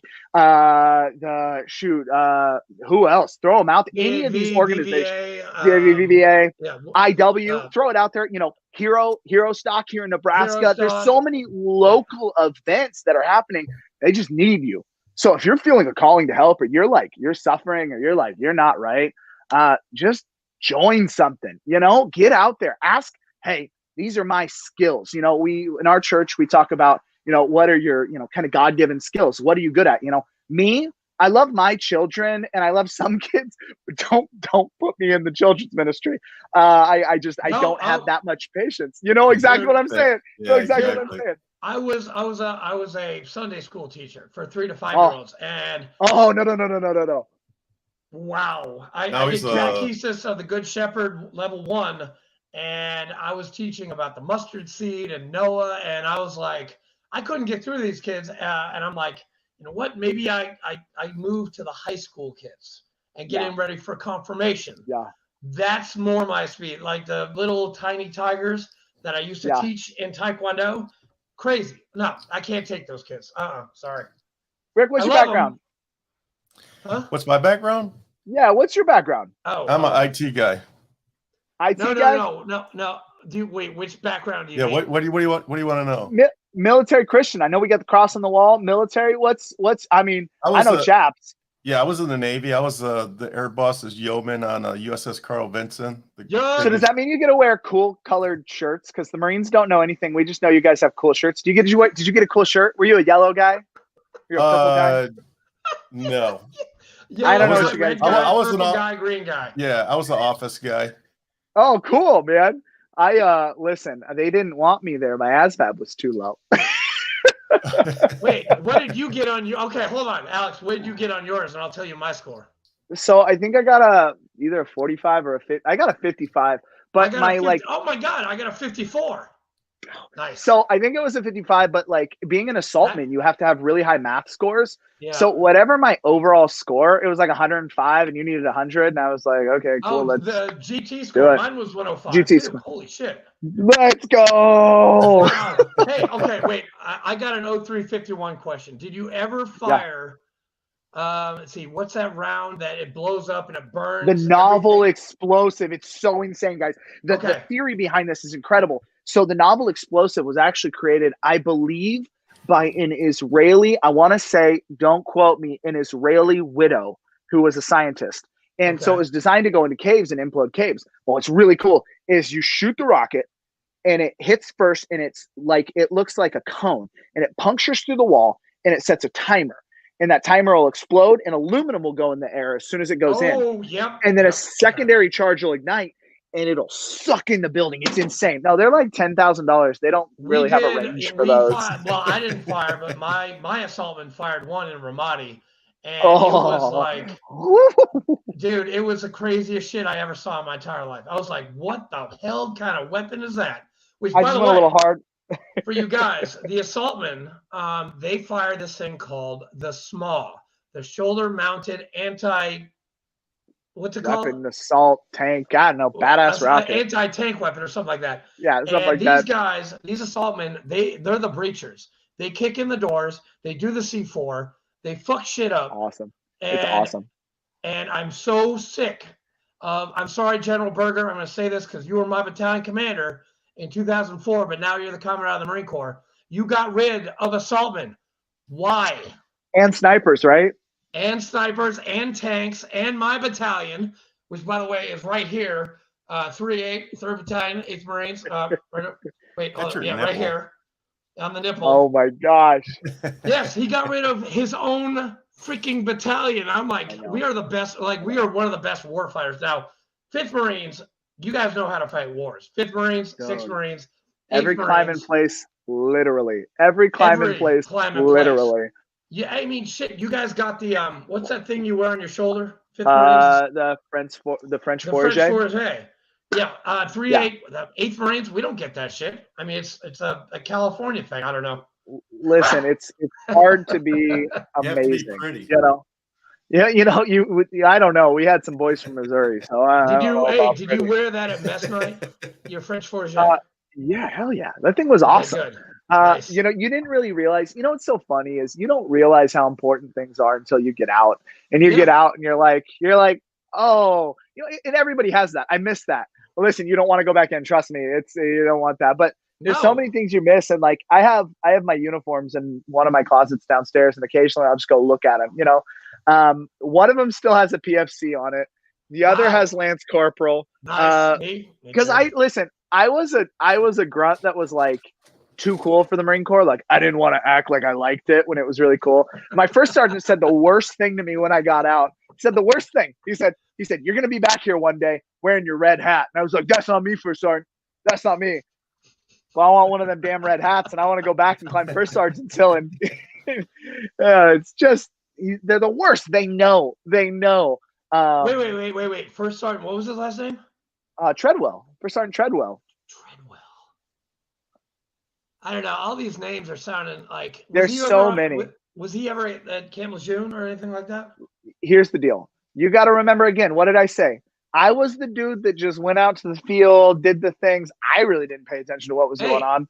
Hey, but it's those little details. Like we remember the good stuff. Like I don't try and remember the bad stuff. I remember hanging out with the boys, drinking beer on the catwalk, which, by the way, all the new buildings don't have catwalks anymore. Because, you can't throw a boot and sandwich it between two mattresses and throw them on. We got to make an adjustment here. We got to make an adjustment. We're losing battery. I got the wife's computer, too. It's the good one because my computer's bent through hell and back. Here we go. All right. Wife is coming out. No. We just got to plug in. There we go. Yeah, we're good. Hold on. Let's move. Again, I'm sorry for the wine. But listen, anymore, you've got to be like, I don't want to look like an officer, but you got to be careful. Like if I'm drinking Bud Light on here, we've got Navy jokes galore going on. Like, and now like, I was like, well, a Corona. And then it's like, well, you support the South and you don't care about the Alamo. Like, I don't know, man. I just drink wine. Hey, easy. Mark Metzger is probably going to be watching this. And you just said that he is going to be at your house in a second. Listen, I hope he does. I miss that guy. He's incredible. I do too. I miss Mark. Hey, Fleek, this guy, Mark, dude, he's in Texas. He's a lawyer, and he is the scariest motherfucker I've ever seen in my entire life. He dresses huge. Up as Jason. He went to Texas A&M. No, Michael Myers. Michael Myers. Yeah. He went to Texas A&M. He is an MMA guy, dude. He's like 6'6", and he's the biggest Marine I've ever seen in my entire life. He's perfect. He's perfect. And he owns a castle in Galveston, Texas. Literally. A castle. That's where he lives in. He lives in a castle. No shit. Oh my gosh. I know. What else you guys got going on? What else is new, guys? Hey, I'm writing a cookbook. Oh yeah. He was telling me about that. Tell me about this cookbook. So it's one of your guests? All of our guests. So what I'm doing is it's going to be like half recipes and half inspirational quotes from my guests. So every time you say something good, I'm writing the times down so I can go back and take a look. So there's like a 99% chance that you're going to be in the book. So listen, I want to be in the book, and I want my quote to be if you look at my logo. So if you guys have seen, my next step was branding, right? I'm in this new phase of motivational speaking. I don't exactly know what I do. I think the end goal is to get signed with a booking agency because with my job, I don't have time. I'm helping guys, and I love the TRT world. That's a conversation for another day. I actually just did a podcast this weekend about TRT, which was really fun. But it's this new guy, Nick Gordon. It's not a podcast. It's a Men's Health show. I'm one of his first guests. And so he's putting content together, but I'll share it with you when it's done. It's all about TRT. So I'll get it to you guys and you'll learn a lot from it. But listen, so my brand is, I wonder if we can show it here. So that comment that I made earlier about growing roots, right? Yeah. Understanding that you're not buried. Yeah, That is something I marked that that one just, down. yeah, and it's something that just hits home with me so hard. And so I literally just got my logo design, and let's see if you can see it here. Oh. It's Yeah, that's so nice. Oh, that's it's badass. it's subliminally, you've got the roots and how deep the roots go. And I love the idea of the ground and the cross going above. And so there's so many reference points there, right? How long we have to grow roots, how we have to grow our roots. The fact that the cross is rooted in so much. And there's a Jordan. Oh my goodness, what's Jordan? He talks about how the Bible is hyperlinked. And so it's, for me, it's all about symbolism, right? But if my quote is anything, it's about the growing roots, right? But here's the deal. The food is a runza. All right. Listen, it is a Nebraska delicacy, runza. It is Never heard of that. cabbage, meat, cheese, and basically like a little, oh my goodness, like a calzone. But it's a Midwest calzone. So I will get you the recipe. I want to add my recipe. It is a Wow. Nebraska delicacy. My mom, shout out to my mom. Love you, Mom. Keep crushing it. Hi, Miss Bratt. So Are you okay? yeah. So mom's not doing so hot. And I actually just found out. I'll pray for Yeah, her, please man. do. I actually found out just before this podcast, she had a really big meeting today, and I didn't expect this to happen. Dang it. Lots of bad going on with her, but she's crushing it, man. And I just love her. And so I know Mom's gonna watch this, and I didn't want to do this. And Hey, cry but here away, we are man. doing it. You're making me cry right now. Anyway, I love my mom, and it's so funny, men and their moms, guys. You don't know what you've got until she's gone. Yeah. It's with wives and moms, and you reach a point in your adulthood where you don't really need mom, right? At my wedding, my mom tried to kiss me on the cheek while we were doing our first dance, and I pull away. I'm like, "What are you doing, Mom? You've got sparkles on your dress. Get off of me!" And you look back and you're like, "Why did I do that?" And so, I remember, I would call my mom every single day in the Marine Corps. And then there's something like you get married and you have your own family and you've got your own life, and you forget that mom's there, and you take mom for granted. Yeah. So, if you're lucky enough, if you're lucky enough to have your phone right now, and your mom or dad's number is in it, you should, and you're still watching, reach out and call. But anyway, so funny thing about runzas. Mama's got the recipe for runzas. So Mama's recipe will live forever through those. And I would come home from deployments. The first thing, or just come home, because I would break the 96 rule. Like, it'd be a weekend, and I want to come back. Of course you did. I know. I was like, I can make it, and I can catch a flight, and then worst case scenario, I'll just drive, and I can make it back tomorrow. And so I would come home, and she would make like 40 runzas. Like they're these power packed cabbage and meat. Just they're amazing. You dip them in ketchup, and you do whatever, and you homemade them. I've never even had one. I've never even. Oh my gosh. Oh my gosh. I'll have to send you guys a picture. Just look up Runza, Nebraska. You'll see the homemade so much better. And every time I was home, she would make those for me. And like my friends got yelled at. We threw this party once, and I rented out a VFW, and so I also DJ'd. Like my background, I gotta just go through it because it's absolutely ridiculous. I've been a DJ. I was on a volunteer fire department. I was a PR director. Oh my gosh, I owned a race car for a little while. I'm a nurse. I do motivational. Yeah, I remember have a race talking car about that. But anyway, so I was a DJ for a while, and I would make money DJing in clubs, and I would do it shirtless and with a pink beanie on, and I DJ EDM. And so I was throwing a party, and my mom had left all of these things out to cool, all of these runzas. And my friends were at the house pre-gaming because we weren't old enough to be. I was old enough. They weren't. So they were at the house pre-gaming. And they go in and they ate all of the runzas, and my mom was pissed. Like, I've never been buzzing and seen my mom come so unglued, but like, you don't disrespect Mama Julie in her house. We'd have that all the time, and she'd be like, they need to leave. I don't like their energy. So they were great. We grew up hanging out in the house. My parents they were like, you're safer at home. But go ahead. Sorry about that. We're going off. Do you make the bread homemade too, or? So listen, I don't. I'm looking it up. So I'm pretty lazy. What I do, Trader Joe's actually has the best pizza crust. It is insane. And so my mom would actually use bread crust and she'd roll it out flat and then you kind of turn them into pockets, right? Fold them in, fold them over, and they turn in kind of like a little calzone, a square calzone. Yeah. So you put the meat and things in there. I prefer it with cheese. So what I do, because I'm lazy and I'm not going to make the bread, even though my wife, among her other talents, makes an amazing homemade bread. Of course she does. Little pioneer woman. But I'll use Trader Joe's as this really good like dough, and you gotta like use flour with it. And I'll roll those out really thin, and I'll make them with that. And it'll speed up. You can do it with that kind of loose pizza dough, but it's whatever you can get to get a dough, and then you bake them, and they're amazing. Here's your assignment. Yes, I need but you have to do it quick because the book is like 99% done. I'm wrapping it up this week. I'm texting Mom right now to send me the recipe. I need the recipe. There you go. I want your logo.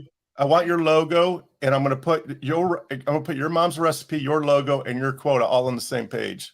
Let's see if Mom will answer. She might be in bed. She had a long day today. Let's see. Come on, Mom. Come on, Mom. But yeah, we'll do that, and I'll get it going. Yeah, she answered. Mom, you're on the podcast right now. Say hi to everybody. Hi, Miss Julie. Everybody's saying hi. Hey, listen, they're doing a cookbook, and it's 99% done, and we're gonna put your runses in it. Are you okay with that? Yes, Mom. Yeah, so I need you to send it to me like ASAP, not tonight. So the book's 99% done, and so we're gonna put my logo, your recipe, and my quote in there. So you got to get it going, okay? You're literally like I'm live on the podcast right now. Say, dude, only Alex Bratt would do this and call his mom. All right, I love you, Mom. Thank you. Bye, Miss Bratt. Everybody says good night. Bye. You're the only one. All right, so I'm gonna tell you my mom's story. I'm gonna tell you my mom's real story real quick. My mom, it's not a happy ending. So, but I don't want to discourage you. My mom had cancer at a very young age. Well, when I say young age, she was 52 years old when she passed away. Yeah. She suffered for an entire year, and she was in the hospital for an entire year. And when she lost her life was one of the darkest days of my life because I was the hugest mama's boy ever. As a matter of fact, I tell people when I was in the Navy, when I was deployed, when we went on our Westpac, Western Pacific cruise, at night I would stare at the moon and just wondering, like, I wonder if my mom is looking at the moon right now at the same time. So that when she passed away, that I was the closest to suicide when she passed away because it was my darkest days. Everything I was tunnel vision like this. All I could see was a white hole and everything was black around it. I was in and out of the hospital. I had shingles, pneumonia, and I had a migraine headache for 5 years. I was a wreck for years. And then finally, I was only 30 years old at this time. And finally, my doctor says, he pulls up a chair, he takes his doctor hat off. And he's like, okay, Richard, what the fuck is going on? You're way too young for these issues. I said, my mom passed away 2 years ago, and however many years ago, and I can't shake it, man. I'm just sick to my stomach. So he pulled up his chair, sat next to me, and he said, and trust me, I was born Roman Catholic, and I've been to church. But when my mom passed away, I cursed God hard. MF'd him up and down, and I MF'd God. I was sick, in and out of the hospital. My doctor pulls up a chair and says, listen, this is what I want you to do. I want you to look in the mirror every morning when you get up and you put your boots on, you go to work, and I want you to act the way your mother would want you to act. Do you think for 1 second your mom want you in this state right now? Mm-hmm. I said, absolutely not.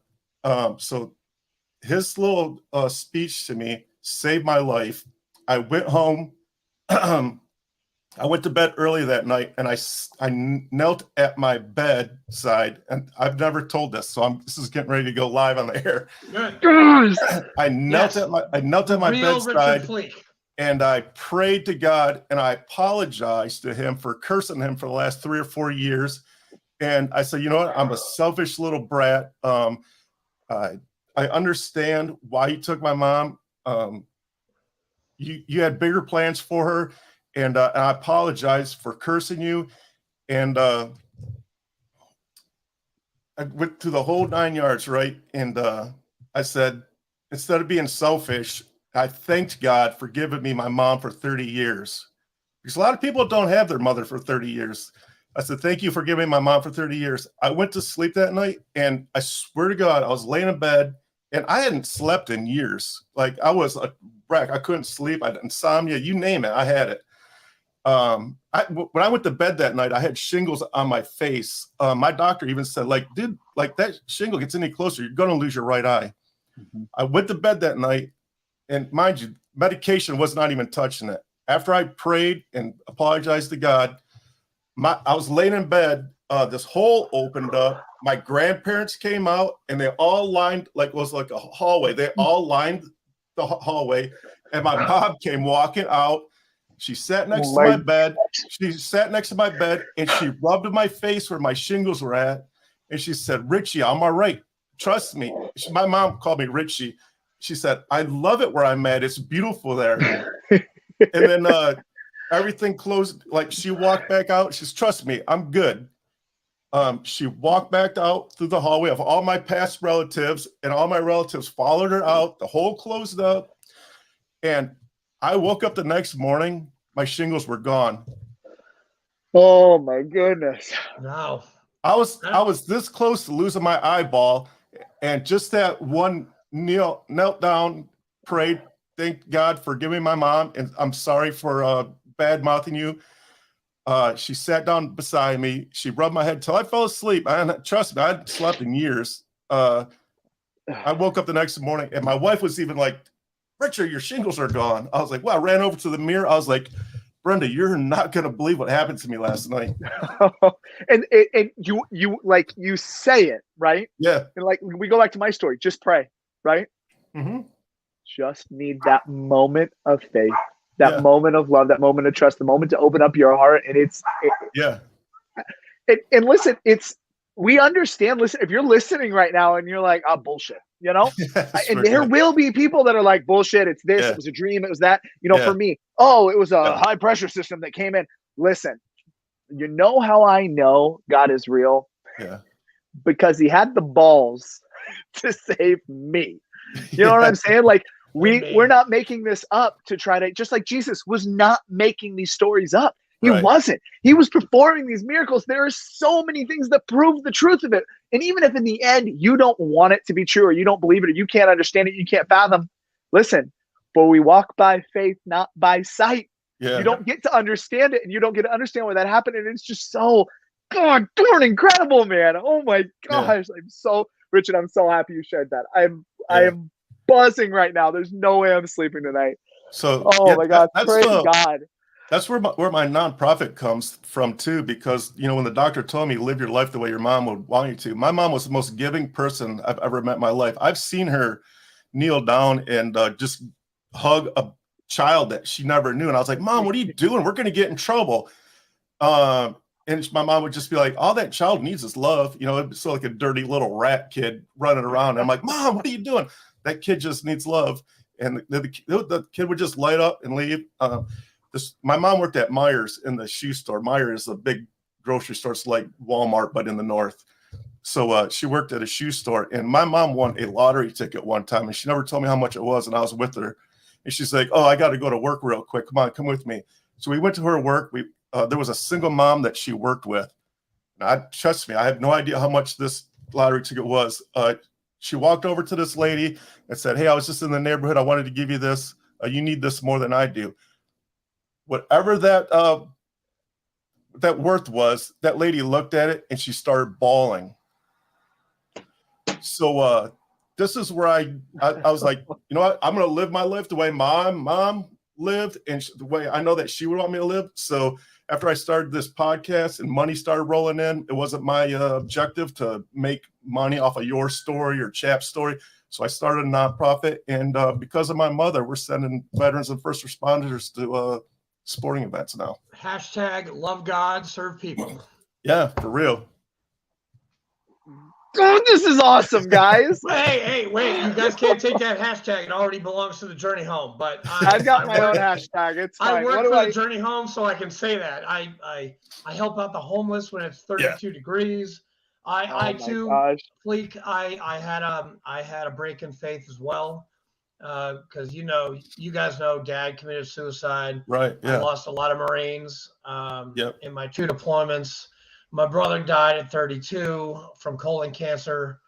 And I was an alcoholic for 18 years. And I was at the downward spiral of my life. And I got down on my knees and I was like, what can I do for you? And I wasn't on a bridge like you asked, but I was in front of my mom's house. Yeah. And I was visiting her and I'm like, and I had already tried to kill myself. I was too drunk and people saved me. And after this, I got down on my knees and I was like, what do you want from me? And I heard him and I got absolved. I went to confession twice.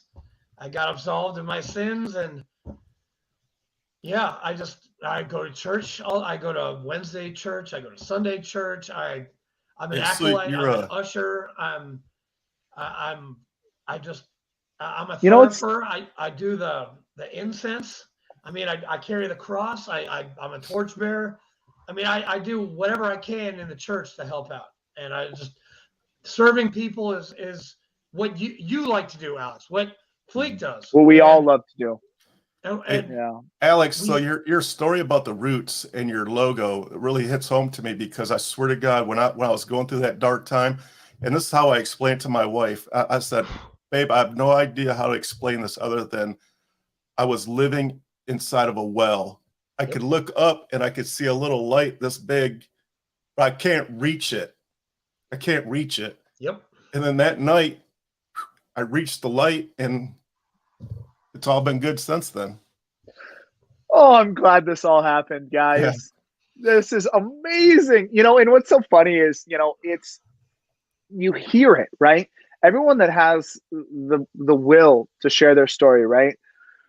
We all have such an incredibly similar story. Us sinners that are really like down and dark.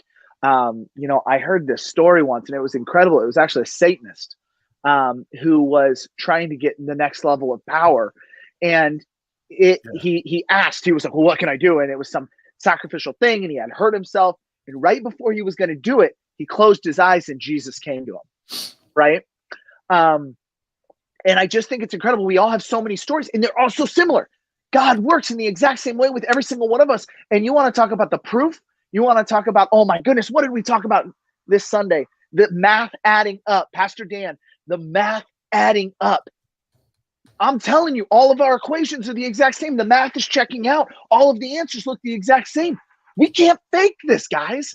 We can't fake this. And it just takes that moment of faith. And it's just so incredible that he'd save a wretch like me. You know what I'm saying, guys? And he saved a wretch like me. By the way, Alex, speaking of sinners and bad people, have you ever read St. Augustine's Confessions? I'm sorry. I actually don't know how to. I'm just kidding. Listen. You guys should know me well enough to know I'm a podcast and an audiobook person. But what is it? Send it my way, man. What's it about? I will. Hey, chaps. He's a Marine. He doesn't read. Oh, shut up, dude! I'm a Marine. Okay. No, St. Augustine was one of the. Send him a coloring book of Western Christianity. It was Augustine, Tertullian, Cyprian. Those were the guys from Morocco, and they helped out with Western Christianity. St. Augustine, when he was like young, when he was like 16 to 28, he was a bad dude. He was like a womanizer. He was a gambler. Yeah, like just Paul, like John. Saul of Tarsus, who became St. Paul. Oh, I'm sorry. I keep saying John. I mean to say Paul. Gosh darn it. Yeah, Paul. Dude, I knew exactly who you meant. Yeah. But a lot of these cats, they go through hell, and you know what? They come out reborn, just like you did when you were baptized in that water, because Ishkabaha, the water of life, which is actually the Gaelic term for whiskey, but I'm using it for the water of life that you were in and you got baptized in. Ishkabaha. And here's the thing I want to tell people, just because now we've gone to a full Christian episode, and I hope we're reaching people. It went full Christian. It went there. Hey, it goes there. Listen, it's a spiritual warfare out there, and you know 100%. What? We need an episode. Oh my gosh! Listen, I have something that just hit me, guys, and I heard it the other day, and I heard a fraction of it, and I've kind of adopted it. It's something I'm trying to work into one of my speeches because, for me, I write. I'm constantly writing notes. For you, Pastor Bratt. It basically is. It's a sermon for you. Stop putting that on me. And listen, it's where is it at right now? And so it's this is what I wrote down, and it's talking about every day we're playing a game. I wrote this, and this is a note and something I'm trying to work into a speech.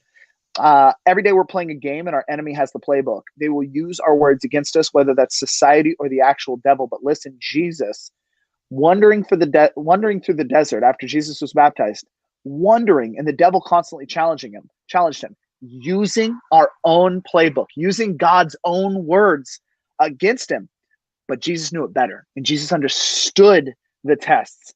And nothing matters, because if he is with me, then who can be against me? And the thing that people need to understand is we are living in a really incredibly dark time, right? Yep. Yes, the enemy knows our playbook. Yep. They know our playbook, and they're going to try to use it against us. So we have to arm ourselves with every single tool. And I wish I brought my Bible out so I could hold it, thump it a little bit. But you've got to know the word, and you've got to hold it up, chaps. Hold it up, chaps. You need to understand the word. And if that's not Christianity, great. You need to understand this, though, and you need to listen to this. The devil, the Warrior's Bible, the devil, Warrior's Bible, and the enemy, whatever you want to call it, the enemy is against you, and they have your playbook. So harden your heart, surround yourself with people, and stay safe. And that's really what people need to know. They need to know that. Sorry. We're getting preachy in here. No. See, I love it. Dude, yeah, you would make a good preacher. Maybe a retirement plan, or God's gonna literally, how he is, visit me in my sleep, and then I'm gonna have to change careers tomorrow. I just got established in this one, darn it. If I do become a priest, I mean, shit, I got to retire at 72, because after that, you're done being a priest at 72. Like, you go and do something else. I mean, but that's only if I make it. Are you forced out at 72? You're forced out at 72. I didn't know that. You become a priest emeritus. Hold on, guys. Can you hear me? Yeah. Of course we can. I lost the stream. I don't know where it went. We see it's you. over here. No, I see Okay, you. cool. I'm back. Cool. My wife. So I'm using my wife's computer, and she keeps getting a call. And hi, Aaron Mills. Aaron Mills just called. That's my sister-in-law. Who, guys, let me tell you, you meet those people, and I got a bunch of people in my life, and her sisters and her mother I have never met. I'm showing the love out here, guys. When you meet authentic people, her whole family is just so authentic and loving. So shout out to Aaron and Nicole and Mary Ellen. They are just the sweethearts, man. Up, everybody. And I haven't said what's up to Big Money Mike. What's up, Money Mike? And Mom and Dad and Jeff and Eric. And hey, what's your mom's name? Julie Bratt. Julie Bratt. So if you got some time to pray tonight, y'all, throw Julie in your prayers. We've got a lot. There's definitely some Hail Marys, Catholic pun intended, football pun intended. See how I combined the two? Look at me. Look at me. I'm witty. Hey. Throw Hail Mary, full of Christ, the Lord's with thee. That's right. Listen, I can't get over the rosary. I'm Episcopalian, and actually, the Episcopal Church, we have a rosary. We have confession. We're a little bit different from the Catholic Church. We don't have a pope. We have an archbishop. Justin Welby is our archbishop. He is the Archbishop of Canterbury in England, because that's where the Episcopal Church comes from. We come from the Anglican Church over here in America. So we don't go to the Pope. We don't pray to him. We pray for our feast days and saints days. Hey, by the way, the Detroit Tigers won again. Oh, well, that's about time, man. God's got a little nice right now. My very first professional baseball game was the Kansas City Royals versus the Detroit Tigers, and it was a whooping, like 17-1. We left in like the 6th and went back to the hotel and played video games and watched Crouching Tiger, Hidden Dragon. Hey, I love shout out Royals, movie, by the way. I was in college when I saw that movie for the first time. Man, Chap's aging himself right now. I do. Yeah. I'm 40. Alex, how old are you again? I'm 33. Wow, you're still youngin'. Yeah, he's a young buck. The beard ages me. If you shave this thing, it's ridiculous. Well, Katrina wanted me to start growing like this whole goatee thing, and I don't know. I'm not digging it. You know, and the fact that I swallowed my tooth like 3 weeks ago because see, I missed it. What happened? What happened? It was hot. That was hockey. A long. Well, I forgot you play hockey too. 16 years. Yeah, I picked that. I'll tell you what. I picked that up after the Marine Corps. It is such a fun sport, and it's much lower impact than people realize. Except if you're a defenseman who likes to fight like this guy did. I spent more time in the penalty box than I did on the ice. I did the same thing. I'm a center. Oh, I mean, you're fast. So I don't know anymore with my torn Achilles, but I'm a center, and I'll tell you what, I am a very aggressive center because I'd probably prefer to play defense, but I'm kind of quick, so I have to play center, and it's really fun. But I spent more time in the penalty box than most of our defensemen. Dude, I just, the checking from behind, the slashing, like dude, all that center in front of my crease, I would tear the shit out of him. I will get in the crease and I'll put my hand over the defensemen's faces, and I'll put it up in their mouths. I have a picture of Andrew back in his playing days. Oh, pull it up. Oh, the Hanson brothers. Yeah, that's right. Get the foil on, baby. Get the foil on. It's so funny. You son of a bitch. That's good. Hey, not many people have seen The Little Chiefs, okay? But that is a great movie. Awesome. Paul Newman is awesome.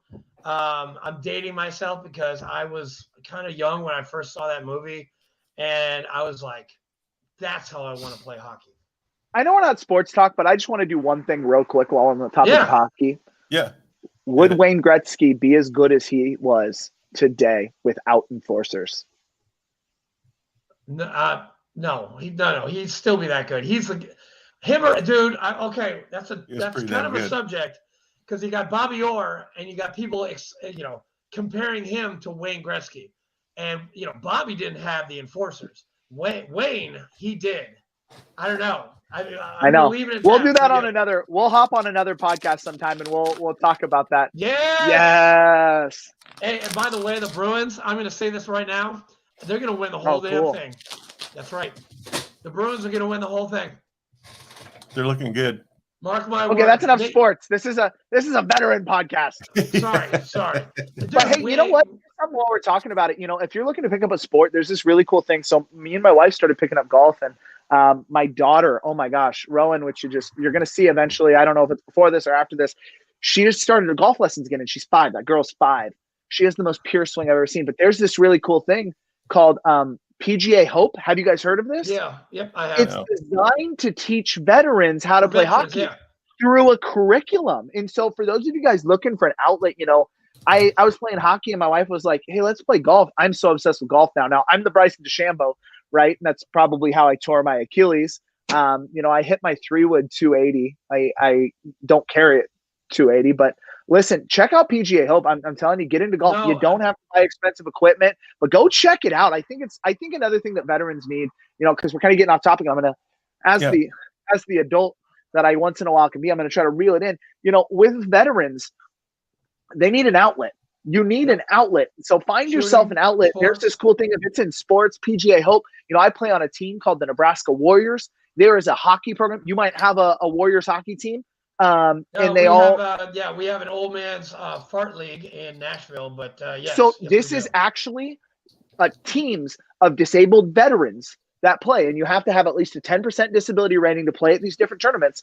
And so it's Warriors hockey, and it's sponsored by the the governing body. I forget. But yeah, so there is disabled veteran hockey teams that are looking for people, and they have backers and funders, and we've put guys on the ice for the first time and provided them with gear. And so find an outlet. There's still a desire to compete for a lot of us. Right. And, I'm finding it right now, and I get to do it with my family. I hope one day my retirement plan / Rowan in her golf game, she either turns into like a Tori or a Nelly Corda. I don't know what she's going to be. She's really strong. But man, I wouldn't mind if she had a cool little Nelly Corda swing with a little beef behind it. But anyway, find yourself an outlet, guys. There's no reason sitting in. If you're depressed right now and you're watching this and you've taken the 1 hour and 40 minutes and have literally nothing better to do, which I know there's some of you out there. So The thanks for still longest listening. podcast we've ever had, by the way. I'm sorry, guys. You can end it whenever you want, but No, dude. no, we're good. No. This is great. Yeah. This is gonna save lives, man. yeah. And so listen, if you're sitting at home and you've got nothing going on, like you find a friggin' outlet. Like we're gonna go from kind of the preachy and the Christian element and kind of the inspirational to the dead honest. Get off your ass. Like Right, yeah. no one, and I'm gonna really go on a tangent here. I have a very serious issue with this pillow right now hitting me in the back. I have a very serious issue with the modern veteran. Okay, and correct me if I'm wrong here. The modern veteran wants to talk about all of this. Oh, we don't like woke people and this and Republicans and Democrats. The modern veteran in my generation of veteran and veterans, I've seen more woke veterans than I've seen a lot of things. These people that feel so entitled, like, Oh yes. the world, the world owes me this, and the VA didn't do this for me, and I need this, and I need to park up front. The world doesn't owe you shit. Okay? The world doesn't owe you shit. You signed the dotted line. That was your idea. Now, if you're a Vietnam vet, you get a different world. But if you signed the damn contract, shut your mouth. Okay, listen, you are lucky that you got to provide for the country. And you need to remember the oath you swore. It wasn't, I'm here and I'm going to get an upfront parking spot and I'm going to get a discount at Walmart. No. So quit sulking about your service. Get off your ass and do something for society. So it's just something that's been weighing on me, man. No, Alex. That's bitching on social. You actually just described my ass after I got out in 2008. I thought the world owed me everything. And you know what? I learned really quickly. They don't owe me shit. No. They don't owe me nothing. You owe them. You owe them. Exactly. You want to be that veteran. You want to be the best. You want to be all you can be. You want to hua. You want to hoorah, whatever. You want to hua. Rangers lead the way. Anchors away, my boys. There we go. I don't know. But listen, go. A Navy. Finally, something about the Navy. Listen, I'm sorry. I forget we're on a Navy podcast. I'm sorry. Here, let me.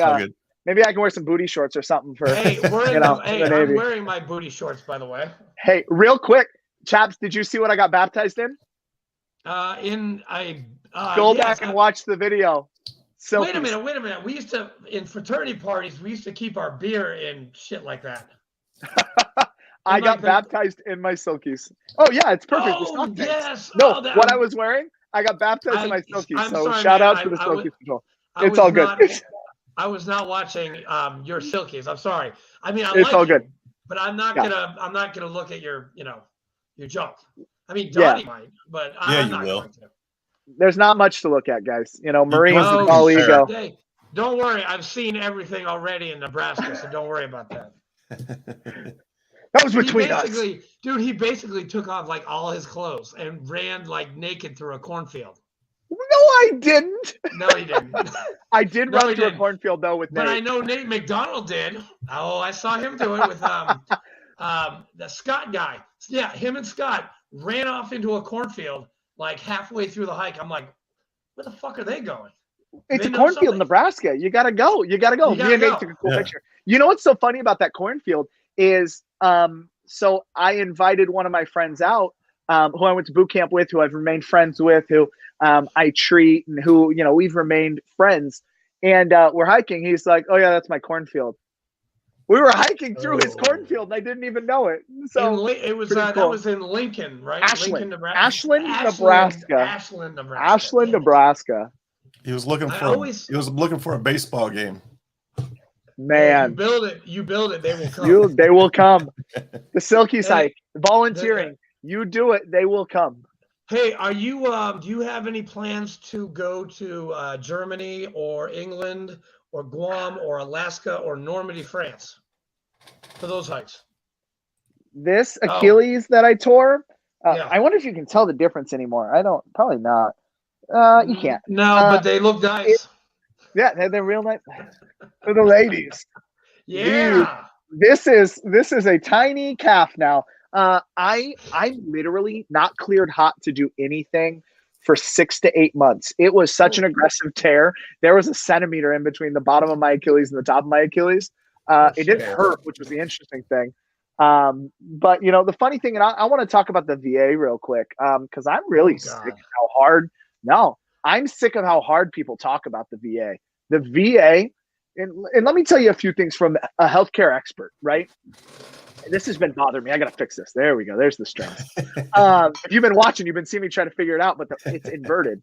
The pillow, I was inverted. the strings. I mean, I was inverted. I was you inverted. Just don't look comfortable, man. I know. I'm really comfortable. I'm all amped up, and it's past my bedtime, but I'm so excited to be with you guys. But listen, okay, so the VA, I want to talk about the VA real quick. Bless the VA. Listen, if you're having an issue at the VA, it's probably because you're not a very good patient advocate, right?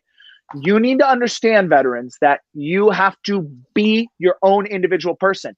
You need something, keep asking, keep asking, keep asking. Don't request something and then sit back and wait and go, oh. So I tore my Achilles. Be proactive. Be your person. You need to mention what you need. And if you didn't get help, you call back and you call back and you call back until you get it. Because for me, I tore my Achilles at Saturday at 1 a.m. So technically Sunday at 1 a.m. I went to my room. I packed my bags. I woke up a couple hours later, hopped on a flight, went straight to the VA ER. They took me in. They got me a boot. They got me some painkillers, gave me a little Dilaudid, checked it out, did some scans.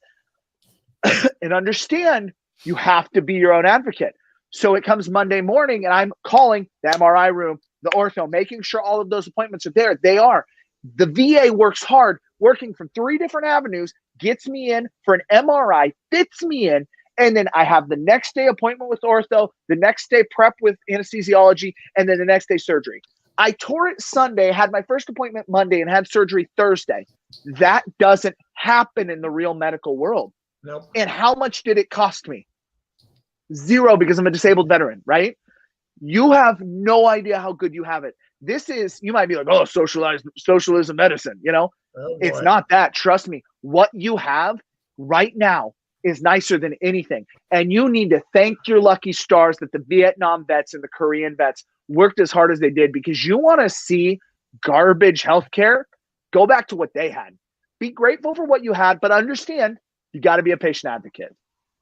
No, agree. We're gonna have 1,000 sound bites after this entire thing. No, hopefully, you're a very positive person. He is, dude. He's like I said, man. He is extremely positive.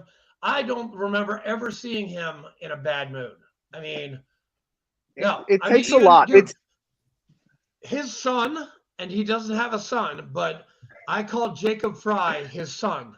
Oh my gosh, we look a lot alike. Jacob Fry took his energy and brought it to the Black Rifle Coffee Ranch for one of the first conventions I ever went to. And I'm like, dude, do you know Alex Bratt? I was like, yeah, I know Alex Bratt. I'm like, you are just like Alex Bratt. Me and Jake, like, we've gone on. Shout out to JP. What's up? And the entire 96.9 crew. Everybody's getting a shout out today. Yes, yeah. So we went on his show, and both of us, and you put the 2 of us in a room together, it's like trapping 2 squirrels on cocaine. Yep. Just we get all built up and we feed off of each other. It's so much fun. I miss working with him. He's way more squirrely than you, man. I'm sorry. Hey, Fry, I love you. I don't know, you man. are like all over the place. I love it, man. I love it. That's chaos because I'm like that. Chaos. I'm all over the place. You know what's so funny is I feel like that's led to a lot of my success. I like Paul, I don't intend to boast. I never intend to boast. I am confident.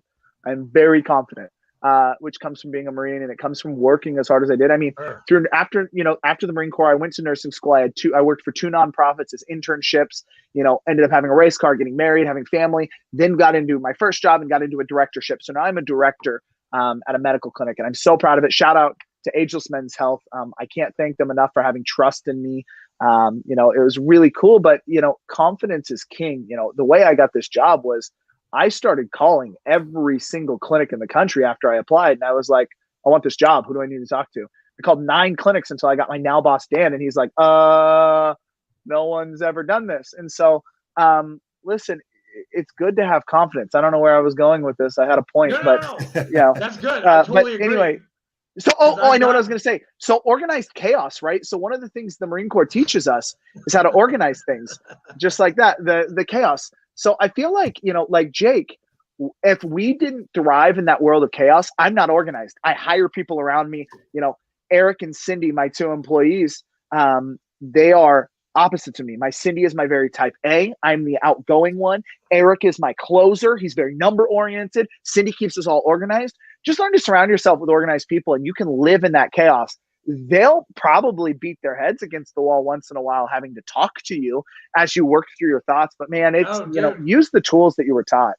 Dude, I get that every day. I mean, I've already found out that I've got haters, and I'm like, you know what? I have haters. I keep on doing the mission. And I had this. Go ahead, buddy. No. I had this woman who, shout out Lauren. Like, everybody's getting a shout out today. When you first meet me, you're going to either love me or absolutely despise me. But the group that despises me, they don't understand me, right? They think I'm some cocky, arrogant, loud, like, they don't understand my personality. Like, I just love people. I love being around people. And it was the coolest thing this last year at this conference. Me and Lauren sat together, and, we had kind of talked, and, she was like, the first year I really couldn't handle you. And we were at the conference. She's like, I got to sit by you. Like, and the thing is, people can't always handle you as a person. Right. And have that confidence. Don't boast. Don't boast. Don't be a boastful individual. Don't be cocky, but be confident. Understand the difference between boasting and cockiness and confidence. And I feel like if you have confidence, and people, if they want to get to know you, again, it goes back to not being that woke individual, the person that's offended by everything. Just roll it off the shoulders, brother. Just roll it off the shoulders, because not everyone's going to like you. And there are people that are going to watch this that turned it off 20 seconds in, and they'll be like, the guy's not for me, and that's okay. But that's okay. And not everybody's going to love you. They're just not. So it's fine. But like you said, put that aside, continue the mission. Charlie Mike, continue the mission, spread the word, be it IW, be it DFW, be it Jesus, our Lord, spread the word, and live and love people, just like Jesus's new commandments: love your neighbor as yourself and love God. That's it. Yep. That's all you got to do. That's all you got to do. And listen, again, remember, if you're feeling buried, you're just planted, and you're growing roots. Planted, and you're reach out. You're getting ready to shoot out. Yep. And reach out. You have no idea that just saying hi to one person, that one person, you can save their life by just saying hi. But I think that does it, boys. We got anything else we need to cover tonight? I'm like, wait. Is Alex running the podcast? Yes. Okay. I don't know, boys. I don't want to take all your time. I will be on here until 2 a.m. Like, I will come on again. Whatever you need. If you need a last minute guest, you guys let me know. I just want to make sure that you guys go to bed, because I don't want to wear you out too much tonight. Dude, I got a lifeguard tomorrow. Fleek's got to go to work. But dude, speaking to you, we definitely want to follow up episode with you. I've got whatever you guys need. I've got a request, and I'm gonna Facebook message you this request. It's something that I'd love to have you down here for. I guess I'd love to have you at the golf tournament, which, by the way, guys, is April 29th. But there is something I want you to come to, and I'll pay for your ticket to get down here, and you're going to stay with us. But it's going to be in June, so just be ready for that message. Let me see if I can make that happen. June's mom's birthday, and June gets a little crazy, and then with work getting off. But I'll see what I can do, and if not, maybe it's something we can set up a screen and I can come in on. So just let me know. Sure. We'll see what I can do for you. Yeah. Let me see what I can do for you. And you just let me know. Okay, buddy? Yeah, of course. I'll do everything I can. It's that weird, weird phase of life, man. All right. Yeah. Alex, stick around for a second. I'm going to hit the end record button. I just want to make sure you get uploaded here. I just want to give a shout out to our listeners. If you're still hanging around 2 hours in, it's like a marathon here. Thank you for coming in. Alex, thank you for your service. Thanks for jumping on. Thank you. And don't forget, thank you, VFW 12206, for sponsoring this show. Yes. And guys, you can find me on Facebook, Alex Bratt. You can find me on Instagram, Alex_ANDERBRATT. Find me, reach out to me. I'm getting into this phase where I'm going to be starting to post a little more content. This this title here is new for me, but it's see, I got it pointed. I figured it out by the end of the 2 hours. I was looking right I got it at figured out. Yeah, look. Wait, So right, yeah. reach Oh, out Yeah, to you me. did too. Look, I it's want right to here. hear from you. I want you to tag me. I want to know what's going on in your life, and I am going to try to do my best to start posting some more content that might help you in your Good. life. So just reach out, y'all. Yeah, good. Yes. All right, and make sure you look out for the cookbook here coming soon. We're waiting for Alex's recipe. I literally have it right here. Good. Yes. And again, thanks for jumping on. Thanks for watching, everybody. Much love. See you guys next week.